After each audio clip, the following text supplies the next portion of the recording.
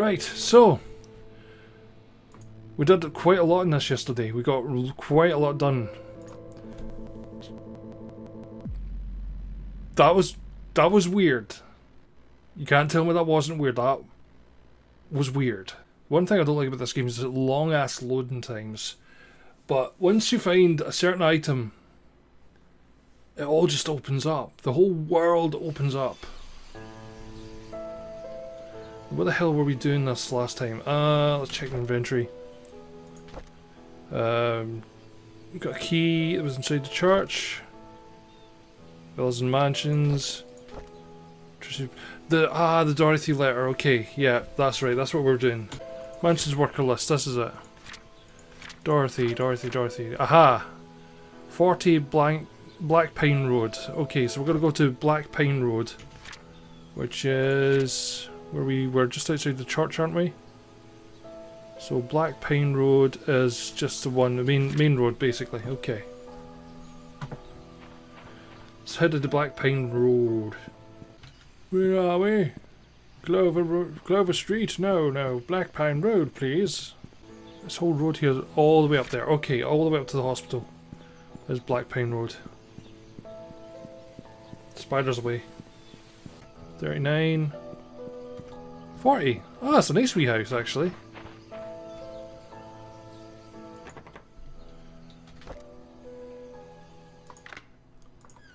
Let's head and have a look around. Time to do some stuff. Lovely stuff. Ooh, different music. Phone. Let's explore down the stairs first. What have we got here? Picture, little poster. A new home, a new lifestyle in the heart of town. We take pride helping others and realise their dreams. Alright. Okay, I'll accept that. Seems like a nice little cottage, actually. It's very well kept, apart from the boxes. I'm curious as to why they kept leaving their boxes behind.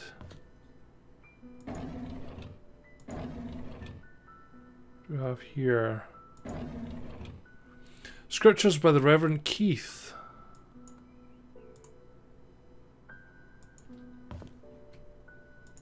Oh, we can't read that, okay.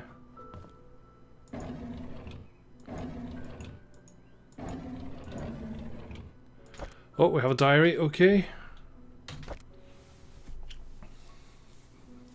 Yep, I'm back. February 2nd, 1975. Charles asked something of me today. He asked if I would be willing to stay with Sophia, that he'd arranged to have a house rented out a little ways from the mansion. I told him I would help, but that Sophia's pregnancy will eventually show there's no way of hiding it. He seemed very worried. Charles came up to me and expressed his gratitude for taking care of Sophia. He said he'd be covering all the necessary expenses. He told me not to tell anyone about it. As for Sophia's growing belly, when the time comes, I have to make up something about her running errands outside of Painscreek. I'm not sure if that'll work. Sophia is 8 months into her pregnancy. Her belly is big now. I asked her how she felt. She told me she's happy and feels hopeful for their future. She said it would be best if the baby is a boy. I can understand why she's thinking that way, but I can't help but wonder how Vivian will feel about it all. What will the ramifications of this be? You know? So much going on in this little town. I mean, it's weird. Let's have a look through here.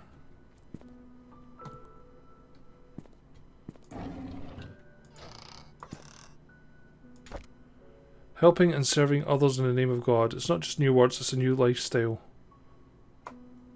Yeah, blah blah blah, don't care.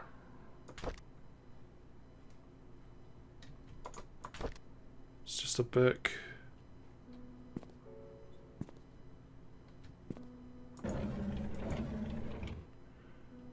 It's a strange place to keep tea. Why would you keep tea in there?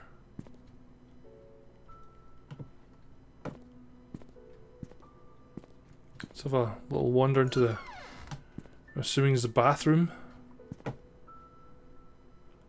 See, I don't like that. I wouldn't like that. I'd bang my head. I really would.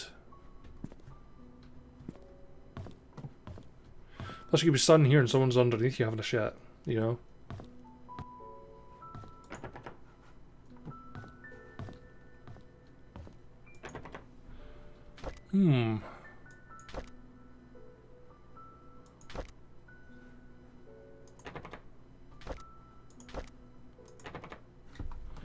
Okay, so we're gonna need to find another key for there.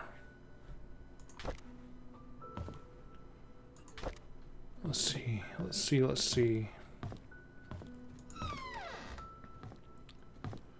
Another bathroom. They're all on drugs. You're right, Shari. It's got an elevated bathtub as well.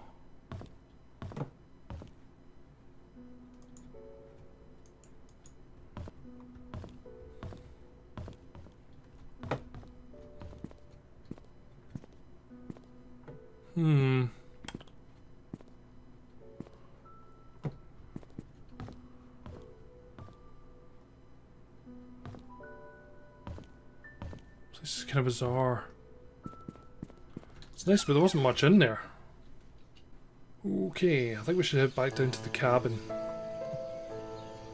See, there is a basement area. I can see it from here.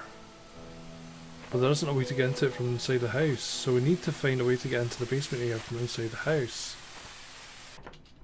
Let's try it here. Yes! Okay, we got the basement key.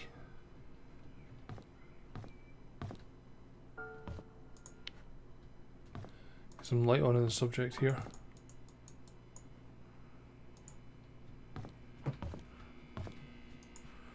More books and stuff.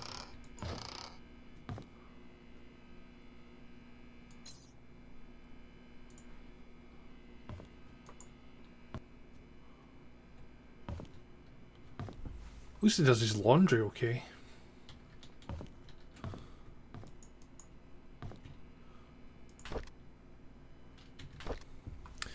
Okay, it's a Friday, February the 4th, 1994.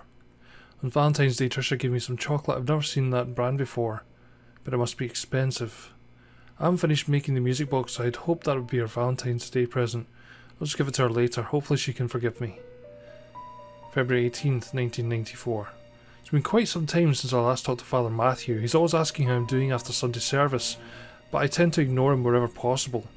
I know it's wrong, and I need to find a way to make amends with him.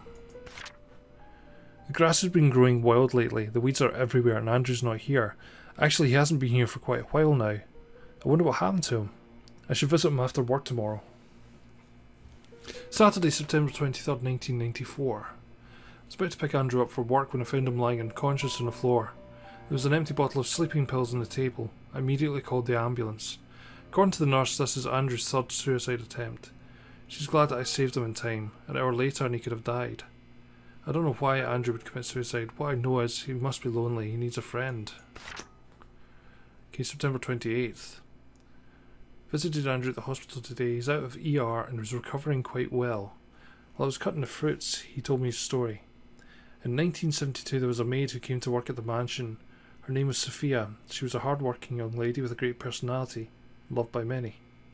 A few years into her job, however, she had an affair with Charles. A child was born.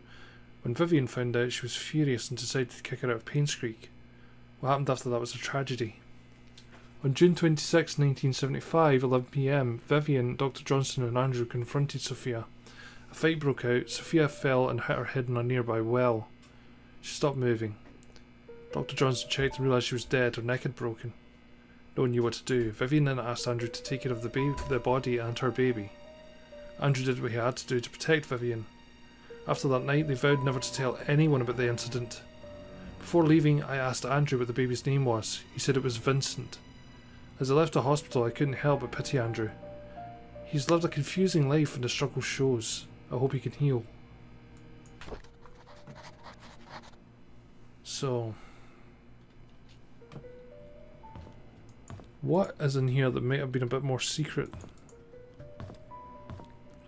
Because that can't be, it can't just be one diary entry.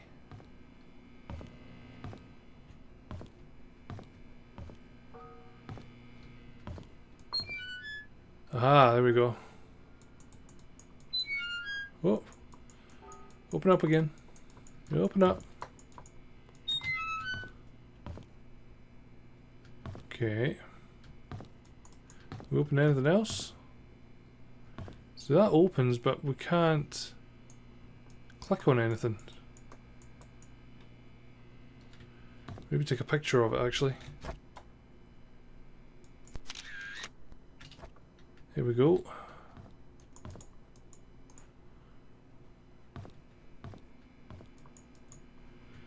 Is there anything else in here? Just sheets of paper and stuff.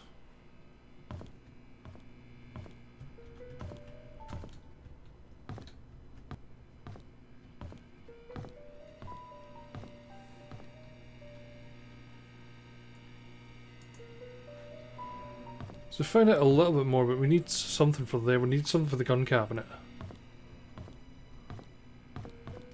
Let's see if we can do the book puzzle this time. 1, 2, 3, 4. 1, 2, 3, 4, 5, 6. 1, 2, 3. That was it. Haha! See? Teamwork, guys. Teamwork.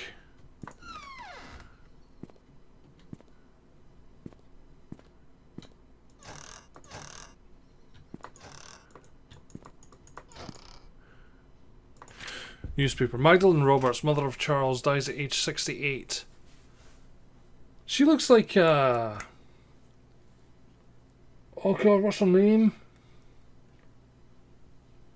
From the Golden Girls. Magdalene Roberts passed away last night. Everyone helped it, everyone helped. Stocking Games helped, Sherry helped, and you helped. Passed away last night at the age of 68. She was visiting her son Charles Roberts in Painscreek when her heart failed. Dorothy Patterson, a maid working at the mansion, knocked on Magdalene's door at 7 AM. Since there was no answer, she assumed Magdalene was still sleeping. It was only 2 hours later, when Magdalene still did not respond to her knocking, she realised something was wrong. She called Bernard Hopkins, the mansion butler, who came and opened the room to find Magdalene lying on her bed. Betty White, that's who it is. She wasn't breathing. He immediately called 911. Dr. Johnson, the family doctor and head of Painscreek Community Hospital, arrived at the mansion around 9:30 AM and pronounced Magdalene Roberts dead. According to Dr. Johnson, Magdalene Roberts probably had a heart attack sometime in the middle of the night. More accurate diagnoses are yet to be determined, but Magdalene's death was probably the result of high blood pressure and old age.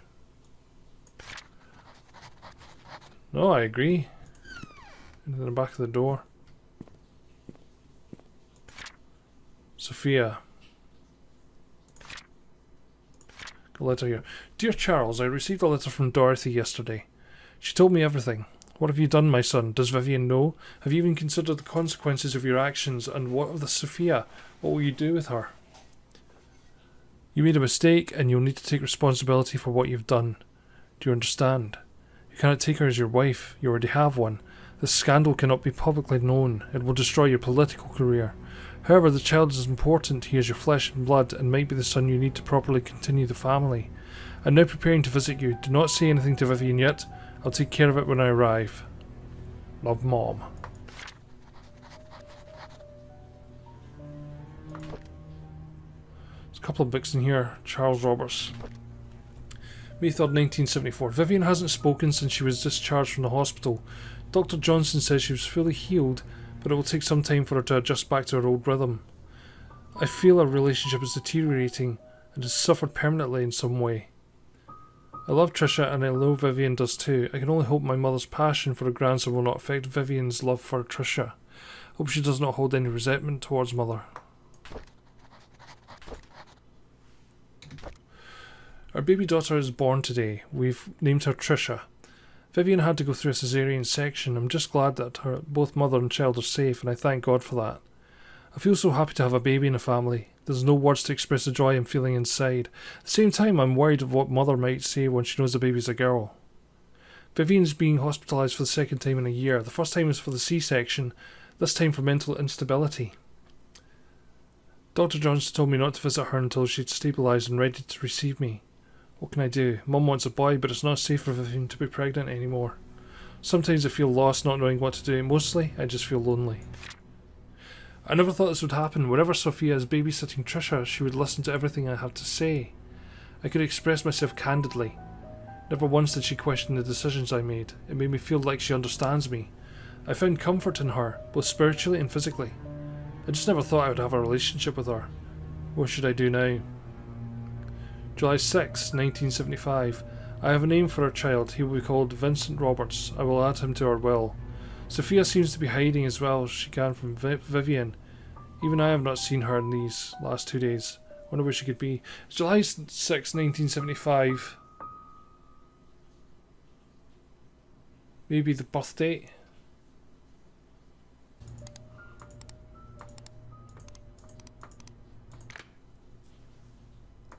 Ha ha! I, Charles Robert of 1 Maple Drive, Painscreek, being of sound mind, declare this codicil to my last will and testament.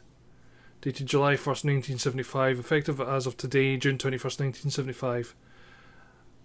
Article 6 of my will should be modified to read, should a boy be born in the Roberts family that is of direct lineage to Charles Robert, if he is the eldest son in no other contest, he shall inherit all the family's fortune upon Charles Robert's passing. The sole condition to this is the son must be at least 25 years of age. Article 60 of the will shall be stricken in its entirety. The firstborn child of the Roberts family shall inherit 50% of all the family's fortune should Charles Robert pass away. Article 11 should be added to my will and shall read, Vincent Roberts, born of Charles Roberts and Sophia Miller of June 1st, 1975 in Painscreek, shall be officially acknowledged as a family member of the Roberts family, effective July 1st, 1975. Ooh, okay. Right, well. Can't believe that Scott killed my wife. It's being spewed all over the media. How? Why? He loves Trisha and I treated him like my own son. It doesn't make any sense. I visited Scott today. I asked him why he would kill Vivian. He didn't answer, but simply looked down on the floor. I wanted an answer so desperately that I nearly rattled his neck. Does he even feel any guilt or remorse for what he's done? How can he not say anything? I visited Scott again today knowing that he will be released soon. There just wasn't enough evidence to pin him. He looked thinner than before, but I didn't care. I wanted to know why he killed Vivian. When I asked, he stared at me. I was so angry that I yelled at him. I was about to leave when, out of nowhere, he said, I pity the ignorant. What the hell does that mean? I got drunk last night at the inn. Scott is now a free man. I think I babbled about how much I despise Scott and what I would do to have someone get rid of him. Did I really say that? How did I get home anyways? Alright, Bernard was with me. He drove me home. First National Bank, routing number 044072324, account number 0042986175338, password Love Trish 061174, study room desk and chess PCs. I know that I've already done that. So that's Charles Roberts' story. There's still so much to see and do in this game. But we're getting closer and closer. Well, for the moment, we're going to leave this where it is at the moment. We'll save and quit. And thank you very much for watching. We'll catch you next time. But until then, bye-bye.